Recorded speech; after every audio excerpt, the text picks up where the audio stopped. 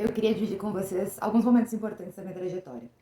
Talvez não pareça, mas provavelmente o meu início profissional é muito parecido com o seu. Eu não tive nada de mão beijada, muito pelo contrário. Muito do que eu fiz foi agir, pelo meu próprio esforço, para mudar a minha realidade. Eu vou explicar. Eu cresci em Butiá, uma cidade do interior do Rio Grande do Sul, que tem 20 mil habitantes e cuja economia é totalmente baseada em extração de carvão. Cresci numa família nada tradicional brasileira e que tinha muito amor, mas o que sobrava de amor faltava de grana. Nunca passamos fome, mas a falta de dinheiro sempre foi uma questão. Minha mãe era empreendedora e sempre teve muita garra. E eu fui a primeira geração da minha família que teve a oportunidade de efetivamente se dedicar aos estudos. Eu fui matriculada em escolas particulares, em inglês, em diversos cursos, para que eu pudesse estudar e para que eu tivesse, inclusive, a oportunidade de ter um caminho diferente da minha família. Só que a gente não tinha grana para pagar isso. Então a gente acumulava muitas dívidas dentre todos os outros gastos que uma família tem. Por sinal, eu sempre tive medo de ser barrada na escola por nós não estarmos pagando as mensalidades. A minha família sempre acreditava que no final daria tudo certo, a gente iria conseguir resolver tudo, inclusive a gente ficaria rico. Esperança sempre foi a nossa estratégia. Após a separação dos meus pais, a coisa piorou. Tanto financeira quanto emocionalmente. Eu lembro que cortaram nossa luz na noite de Natal e esse foi um momento muito marcante na minha vida. E ali eu percebi algumas coisas. É preciso ter dinheiro para ter uma vida estável e segura. Não existe atalho para uma boa vida. Ela exige esforço, ela exige tempo e ela exige suportar o processo.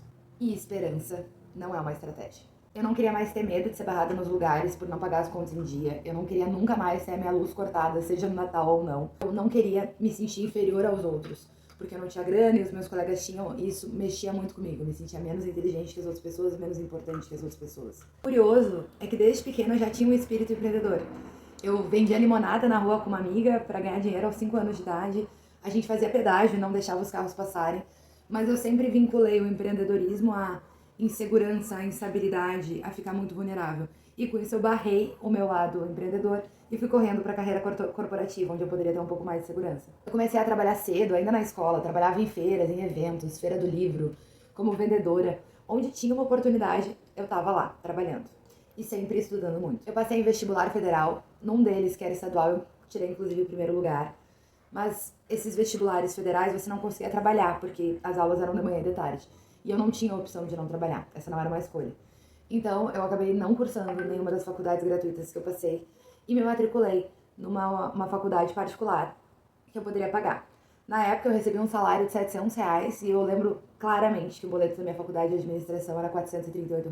Não tinha como reduzir mais meu custo de vida, eu já estava no máximo que dava.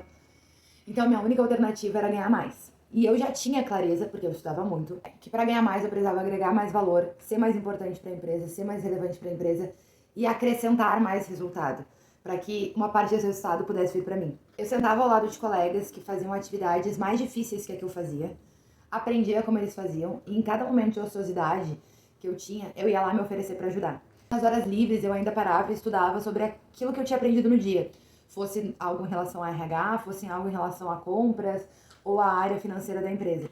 Eu chegava em casa e estudava. Como eu não tinha grana, eu estudava vendo vídeo no YouTube, indo em cursos gratuitos que aconteciam na cidade e lendo livros em PDF que estavam dispostos aí no Google. Fazendo isso, eu comecei a entregar mais valor para a empresa e o meu salário foi crescendo cerca de 50% ao ano, às vezes mais. Em 5 anos eu saí de uma renda de R$ 700 para mais de R$ 13.000. E essa renda continua a crescer nos últimos 5 anos, inclusive. E eu fiz isso seguindo sempre a mesma fórmula. Estando aberta para aprender, mas além de aberta, estando proativa no meu aprendizado, estudando em todas as oportunidades que dá. E quanto mais dinheiro eu ganhava, mais eu fazia o melhor investimento que eu podia fazer, que era investir em mim. Não à toa, eu acabei passando por 3 graduações, administração, direito e ciências de dados, e 2 MBAs, em gestão de projetos e liderança. Fora mais de 30 cursos de formação extracurricular que eu tenho. Mas o meu diferencial aqui não é a quantidade de diplomas ou a quantidade de certificados que eu tenho guardado na gaveta. Embora eu nunca tenha pensado que eu fosse ter Harvard e Fundação Getúlio Vargas no meu currículo quando eu estava lá em Butiá. O meu diferencial aqui é a capacidade de tomar decisões, planejar e, principalmente, executar aquilo que eu me propunha. Eu vivo uma vida hoje que, de verdade, eu nem sonhava lá atrás. Eu nem planejei essa vida lá no início. Não teve atalho. Mas eu consegui descobrir uma forma de percorrer esse caminho de uma forma mais rápida, para chegar aos 30 anos já como executiva, já consolidada no mercado. Talvez você não me conheça, talvez eu ainda não te conheça e não saiba teu nome, mas eu acredito que você realmente quer ter uma vida em que você é dono das suas regras. Uma vida onde você possa ter a segurança de que pode escolher onde quer trabalhar sem ser refém de uma empresa e com aquele medo de dormir sabendo se acontecer alguma coisa você não vai ter como se colocar no mercado. Uma vida em que você não se sinta menor, mas principalmente uma vida na qual você tem orgulho do seu progresso, das suas conquistas ao longo do tempo. Por isso, te dou boas-vindas ao meu perfil e te convido a acreditar em você, a acreditar na sua tomada de decisão, no planejamento e principalmente na execução, para você conseguir virar a chave da sua vida e ter mais realizações. Como faz tudo isso? É exatamente isso que você vai descobrir ficando aqui comigo.